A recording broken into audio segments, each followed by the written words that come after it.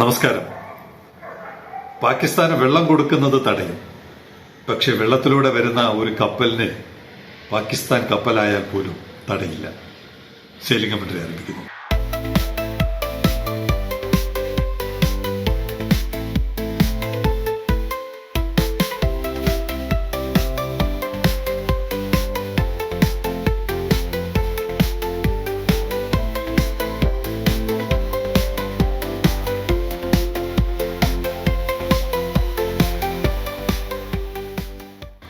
ആദ്യമായിട്ടാണ് TRVയുടെ 2 വർഷത്തെ പ്രവർത്തന കാലയളവിനിടയിൽ ആദ്യമായിട്ട് അൽസീഫ്, കുറച്ചു ദിവസമായിട്ട് ഇങ്ങനെ ഒരു കപ്പൽ കാണുന്നുണ്ട്, പക്ഷെ എന്താണ് ഡീറ്റെയിൽസ് എന്ന് കിട്ടാൻ ബുദ്ധിമുട്ടായിരുന്നു. അൽസീഫ് എന്ന് പറയുന്ന കപ്പൽ ഇപ്പോൾ ബർത്തിലുണ്ട്. ആദ്യമായിട്ടാണ് കറാച്ചിയിൽ നിന്ന് ഒരു കപ്പൽ നമ്മുടെ തുറമുഖത്തെത്തുന്നത്. ചരിത്രം അതിന്റെ ഒരു ചെറിയ പിന്നോട്ടുള്ളത് ഹമ്പൻടോട്ടയിൽ നിന്ന് കറാച്ചിയിലോട്ട് പോകുന്ന കപ്പലായിരുന്നു. പെട്ടെന്നാണ് കപ്പലിനെ കറാച്ചിയിൽ എത്തുന്നതിന് മുമ്പ് തിരിച്ചു വിളിക്കുകയും TRVയിലോട്ട് റിപ്പോർട്ട് ചെയ്യാനും ആവശ്യപ്പെട്ടു. അപ്പൊ വ്യവസ്ഥകളുണ്ട്. കറാച്ചിയിൽ നിന്നൊരു കപ്പൽ വരുന്നത് അത്ര എളുപ്പമല്ല. പലപ്പോഴും കറാച്ചിയിൽ പോയ കപ്പലുകൾക്ക് ഇങ്ങോട്ട് പ്രവേശനം ഇല്ലാതെ പോയ അനുഭവങ്ങൾ നമ്മുടെ ഇന്ത്യൻ തുറമുഖത്ത് തന്നെ പലപ്പോഴും ഉണ്ടായിട്ടുണ്ട്. ഈ അൽസീഫ് 1740 TU കപ്പലാണ്. ഇന്ത്യയിൽ കറാച്ചിയിൽ നിന്നോ അല്ലെങ്കിൽ അവിടെയുള്ള മറ്റു പോർട്ടുകളിൽ നിന്ന് വരുന്ന കപ്പലുകൾക്ക് വ്യവസ്ഥകളുണ്ട്. ഒന്ന്, ഒരു കാർഗോയും ഇവിടെ ഡിസ്ചാർജ് ചെയ്യാൻ പാടില്ല. TRVയിൽ വന്നാൽ, TRV എന്നല്ല മറ്റെല്ലാ തുറമുഖങ്ങളായാലും, ഒരു കാർഗോയും ഡിസ്ചാർജ് ചെയ്യാൻ പാടില്ല. രണ്ടാമത്തെ അവസ്ഥ അതിനേക്കാൾ കുറച്ചുകൂടെ കടുപ്പമാണ്. ഒരു കാർഗോ ഈ കപ്പലിൽ കയറ്റിക്കൊണ്ടുവരാൻ പാടില്ല. ഈ കപ്പലിന്റെ ജിബൂട്ടിയിലോട്ടാണ് പോകുന്നത്. അതുകൊണ്ട് കറാച്ചിയിൽ നിന്ന് കുറച്ച് കാർഗോ കയറ്റി ജിബൂട്ടിയിലോട്ട് പോകുകയല്ലേ, അങ്ങനെ കയറ്റാൻ സമ്മതിക്കില്ല. എന്ന് പറഞ്ഞാൽ ഇന്ത്യയിൽ ഒരു തുറമുഖത്തോട്ട് വരുന്ന, കറാച്ചിയിൽ നിന്ന് വരുന്ന കപ്പൽ അല്ലെങ്കിൽ പാകിസ്ഥാനിലെ മറ്റേതെങ്കിലും പോർട്ടിൽ നിന്ന് വരുന്ന കപ്പൽ ഒരു കാർഗോയും ഇല്ലാതെ വരണം. ഇപ്പൊ 2 വ്യവസ്ഥകളായല്ലോ. ഒരു കാർഗോയും ഉണ്ടാകാൻ പാടില്ല, പിന്നെ ഒന്ന് ഡിസ്ചാർജ് ചെയ്യാനും പാടില്ല. മൂന്നാമത്തെ ഒരു വ്യവസ്ഥ, ഈ കപ്പലിൽ ഒരു പാക് പൗരനും ഉണ്ടാകാൻ പാടില്ല. അങ്ങനെയുള്ള 3 കടുത്ത വ്യവസ്ഥകൾ കൂടി. അതുകൊണ്ടാണ് ഇത്രയും നാൾ വൈകിയത്. കറാച്ചിയിൽ നിന്നൊരു കപ്പൽ വരാൻ വൈകിയത് ഇതുകൊണ്ടായിരിക്കാം. ഇതെന്തെങ്കിലും ഒരു പ്രത്യേക സാഹചര്യത്തിന്റെ പുറത്തായിരിക്കാം ഈ കപ്പൽ ഇപ്പോൾ വന്നിരിക്കുന്നത്. ഇതിന്റെ ഞാൻ മനസ്സിലാക്കുന്നത് കറാച്ചി, TRVയിൽ നിന്ന് ജിബൂട്ടി. അപ്പൊ ആദ്യമായിട്ട് ഒരു കപ്പൽ കറാച്ചിയിൽ നിന്ന് വന്നു എന്ന് നമുക്ക് വേണമെങ്കിലല്ല കൃത്യമായിട്ടും പറയാം.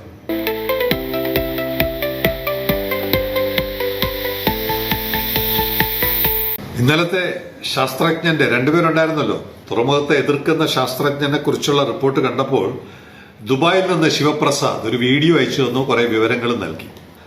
Dubai the world, Dubai port world അല്ല, ദുബായ് ദ വേൾഡ് എന്ന് പറയുന്ന ഒരു കൂട്ടം ഐലൻഡുകൾ അവർ ഏകദേശം തീരത്ത് നിന്ന്, ദുബായ് കടൽ തീരത്ത് നിന്ന് 4 കിലോമീറ്റർ ഉള്ളിൽ, നമ്മുടെ ഇവിടെ ഒന്നും ചിന്തിക്കാൻ പറ്റാത്ത കാര്യമാണ്, 4 കിലോമീറ്റർ ഉള്ളിൽ ആഴം ഏതാണ്ട് 10-16 മീറ്റർ ഉണ്ട്. എന്ന് പറഞ്ഞാൽ നമ്മുടെ തുറമുഖത്തിന്റെ അത്രയും തന്നെ വരാവുന്ന ആഴമുള്ള കടലിൽ 300 ഐലൻഡുകൾ അവർ സൃഷ്ടിച്ചു.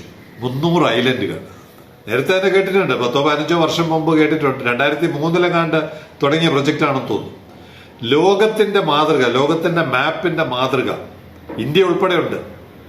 എല്ലാ രാജ്യങ്ങളെയും അതിനകത്ത് ഏകദേശം അതേ ഷേപ്പിൽ ആഫ്രിക്ക, തെക്കേ അമേരിക്ക, വടക്കേ അമേരിക്ക, ഏഷ്യ, ഓസ്ട്രേലിയ, ഇങ്ങനെ ഈ ലോകം മുഴുവനുമുള്ള എല്ലാ രാജ്യങ്ങളുടെയും കൊച്ചു കൊച്ചു മാതൃകയിൽ ഐലൻഡുകൾ ഉണ്ടാക്കി.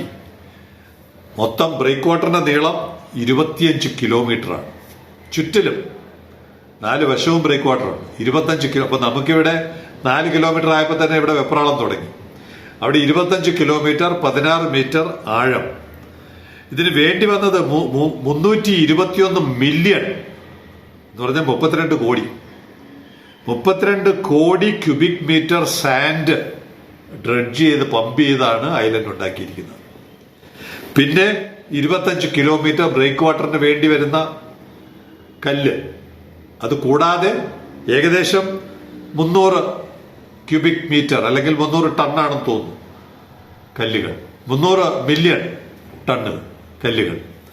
ഇവയെല്ലാം കൊണ്ട് അവിടെ ഒരു ഐലൻഡ് ഉണ്ടാക്കി, കൊച്ചു കൊച്ചു ഐലൻഡ് ഉണ്ടാക്കി. അവയ്ക്ക് എല്ലാവർക്കും കൂടെ ഉള്ള ബീച്ച് 232 കിലോമീറ്റർ ഷോർ ലൈൻ പുതുതായിട്ട് സൃഷ്ടിച്ചു എന്ന് പറഞ്ഞാൽ പുതിയ ബീച്ചുകൾ 232 കിലോമീറ്റർ.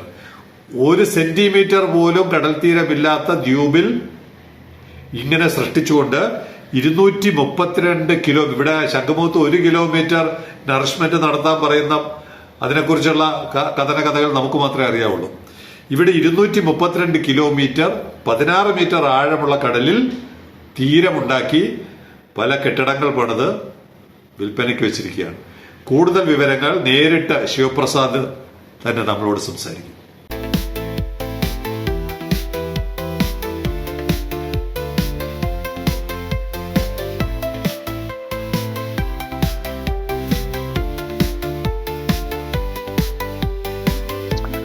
അപ്പൊ ഇതാണ് നമ്മളുടെ ബീച്ച്. ഇതുണ്ടല്ലേ, ഓരോരോ സ്ഥലങ്ങളിൽ മണ്ണിട്ട് അവർ നികത്തിയിട്ടുണ്ട്. ഇതൊരു വേൾഡ് ഐലൻഡ് എന്ന് പറയുമ്പോഴത്തേക്ക് എന്താ പറയുന്നത്, നമ്മൾ പല പല രാജ്യങ്ങൾ, ഒരു 100-300 ഐലൻഡുകൾ ഇവിടെ ഉണ്ട്, മനസ്സിലായില്ലേ? അപ്പൊ അതിൽ ഒന്നാണല്ലോ നമ്മളിപ്പോൾ ഉള്ളത്. ഇനി ഈ കാണുന്നതെല്ലാം അടുത്തവർ ഐലൻഡ് അവർ റെഡിയാക്കിയിട്ടിരിക്കുന്നതാണ്. അതിൽ ബിൽഡിംഗ് ഒന്നും വന്നിട്ടില്ല. ഇതിലൊക്കെ മാത്രമേ ബിൽഡിങ്ങുകൾ വന്നിട്ടുള്ളൂ. ഇതൊക്കെ മാത്രമേ ബിൽഡിങ്ങുകൾ വന്നിട്ടുള്ളൂ. ഇതൊരു മാൻമെയ്ഡ് ഐലൻഡ് ആണ്. തരത്തിൽ ഇത് നാച്ചുറൽ ഐലൻഡ് അല്ലെങ്കിൽ മാൻമെയ്ഡ് ഐലൻഡ് ആണ്, മനസ്സിലായില്ലേ?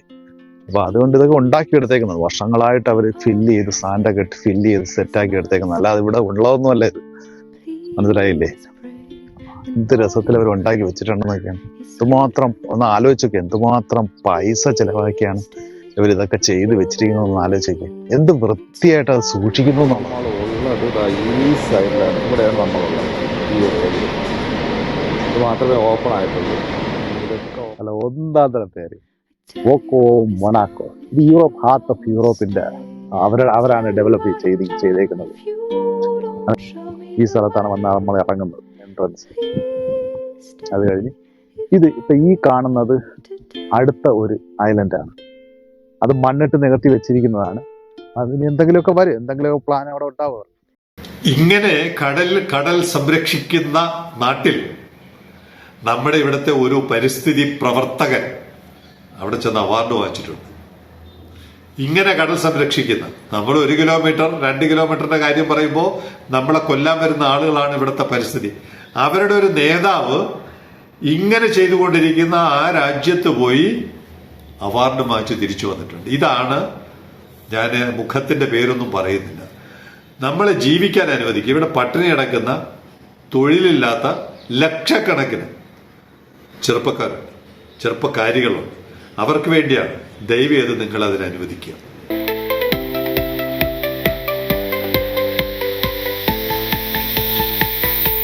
ഇനിയുള്ളതൊരു ആശ്വാസ വാർത്തയാണ്. 88.21 മണിക്കൂർ, 88.5 മണിക്കൂർ എന്ന് പറയാം, നമ്മുടെ ബർത്തിലുണ്ടായിരുന്ന മോണിക്ക 3 14:06, ഇന്നിപ്പോ 16 14:06 വൈകുന്നേരം 4:20 16:20 ഇവിടെ നിന്ന് അൺബർത്ത് ചെയ്ത് പോയി.